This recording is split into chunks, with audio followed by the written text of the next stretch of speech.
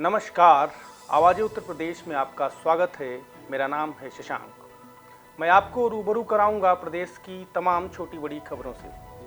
आइए रुक करते हैं पहली खबर की तरफ। आज प्रदेश की राज्यपाल आनंदीबेन पटेल का जन्मदिन है। राज्यपाल आनंदीबेन पटेल ने जन्मदिन के अवसर पर सीएम योगी आदित्यनाथ से राजभवन में भेंट मुलाकात की और उन्हें शुभकामनाएं दी।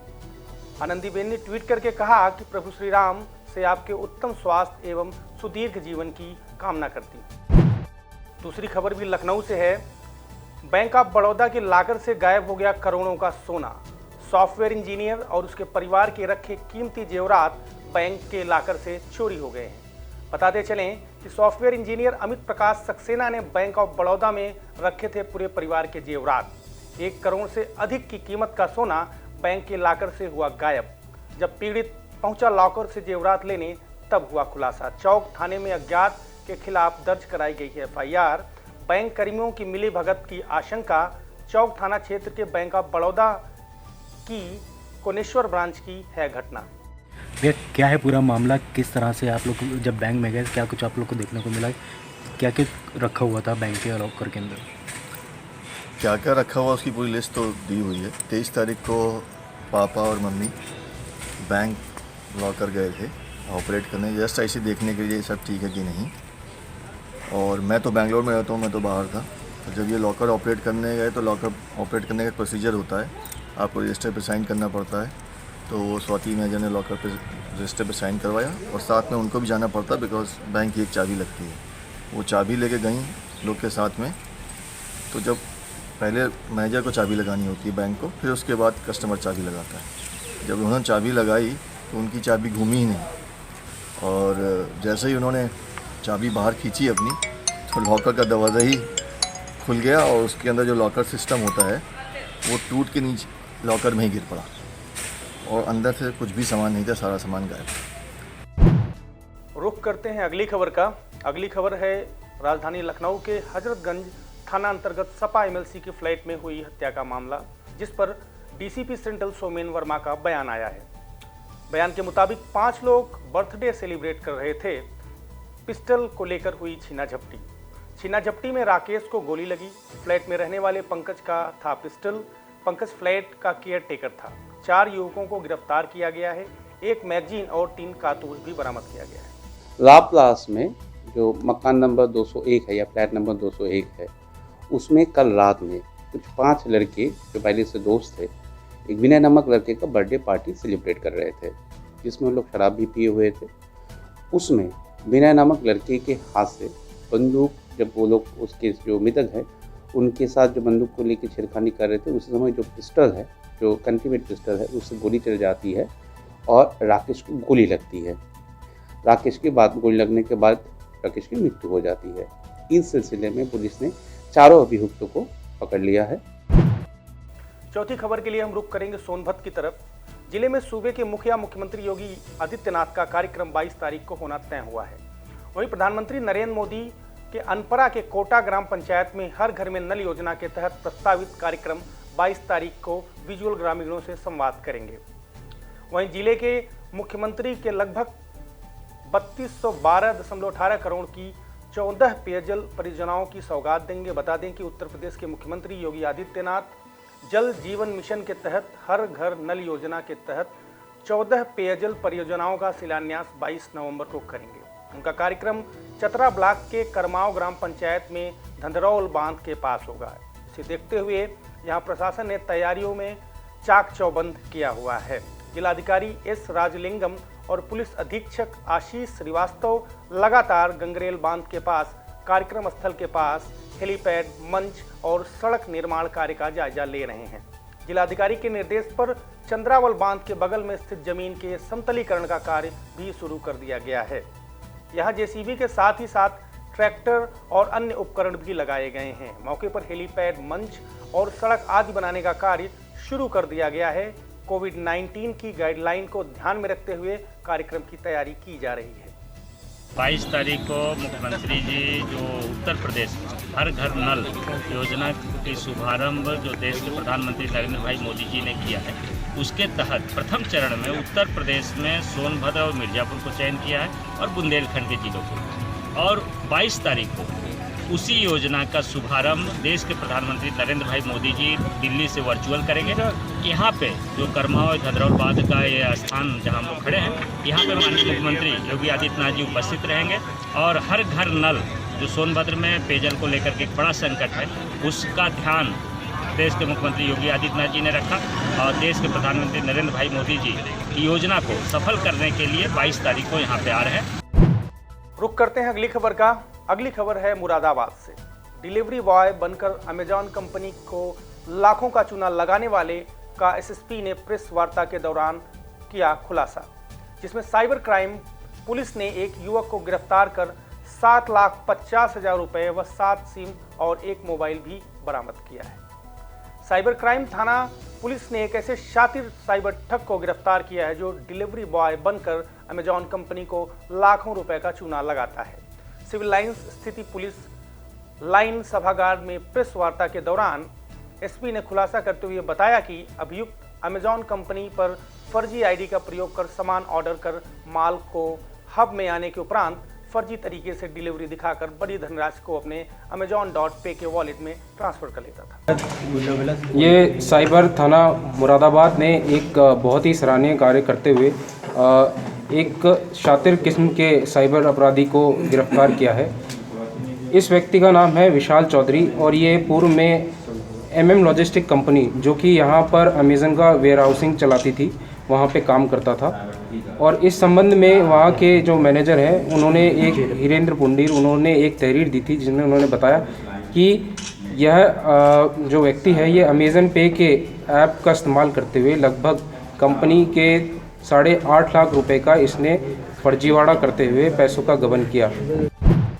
रुक करते हैं छठी खबर का।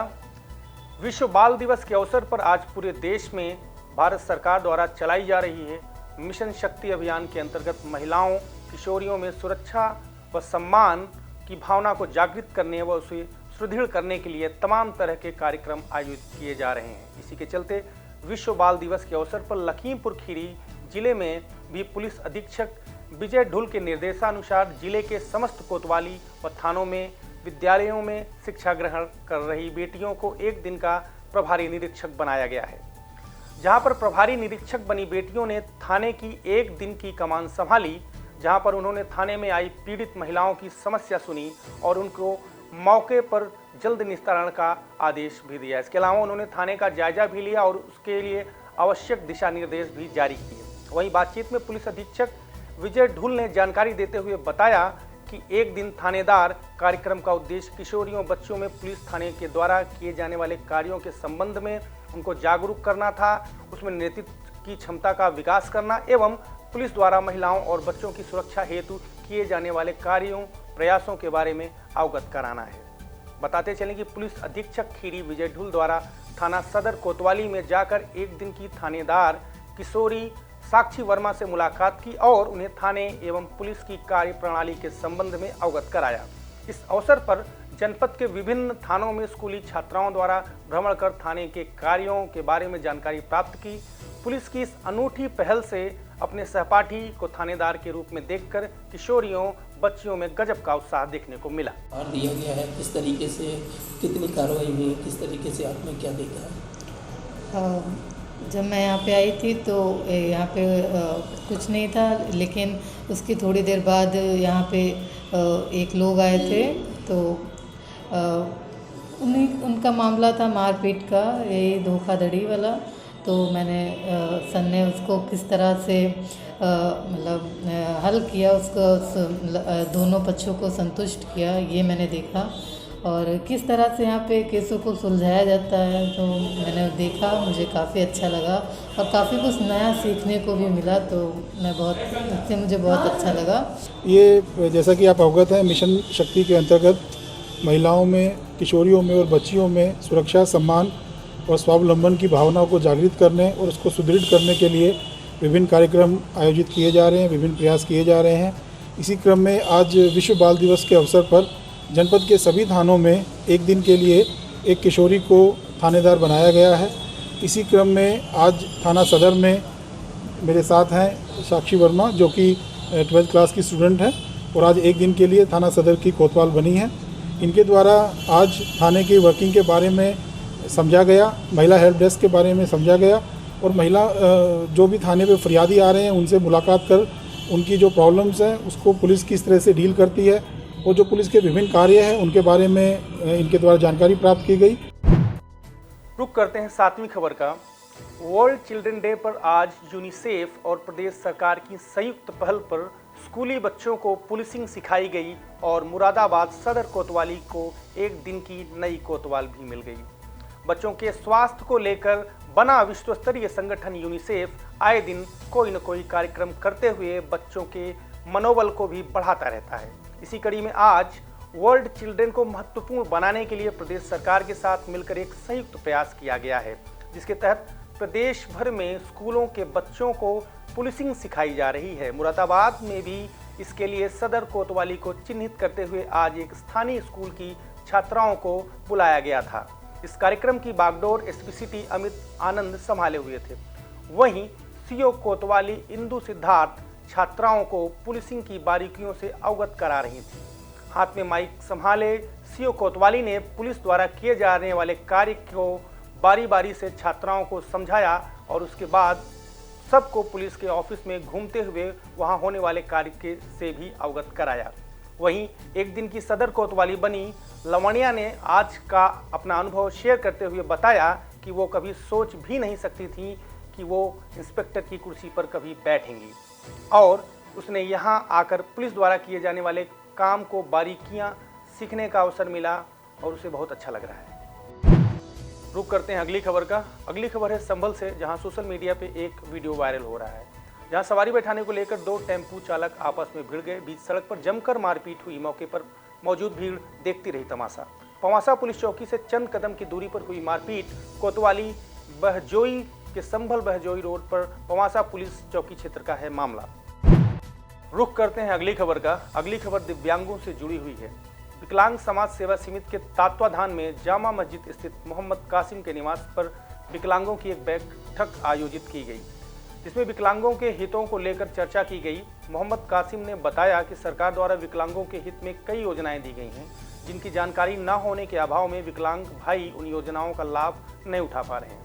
साथ ही सरकार से अनुरोध किया कि विकलांगों को मिलने वाली पेंशन भी सरकार को बढ़ोतरी करनी चाहिए। विकलांगों को मिलने वाली सेवाएं जैसे जिला अस्पताल में वेश्याओं के प्रमाण पत्र आदि बनने में जो परेशानियां व दिक्कतें आती हैं, वह प्रशासन द्वारा जांच कराकर दूर की जाए और निष्पक्ष रूप से विकलांगों के सर्टिफिकेट बनवाए जाएं। विकलांग समाज सेवा समिति से जुड़े नए विकलांग भाइयों को नए पद दिए गए। साथ ही उनका फूल माला पहनाकर स्वागत करने के साथ उन्हें संगठन को आगे बढ़ाने की जिम्मेदारियां भी सौंपी गई। देखिए, आज हमने सारे विकलांगों को यहाँ एकत्रित करके बुलाया है और विकलांग दिवस के उपलक्ष्य में भी बात हुई है और हम नई संस्था के अंदर ज्वाइन होना चाहते हैं। सारे विकलांग जो यहाँ मुरादाबाद के अंदर रहकर अच्छा काम करेगी, विकलांगों के बारे में अच्छी सोच पैदा है उसके अंदर।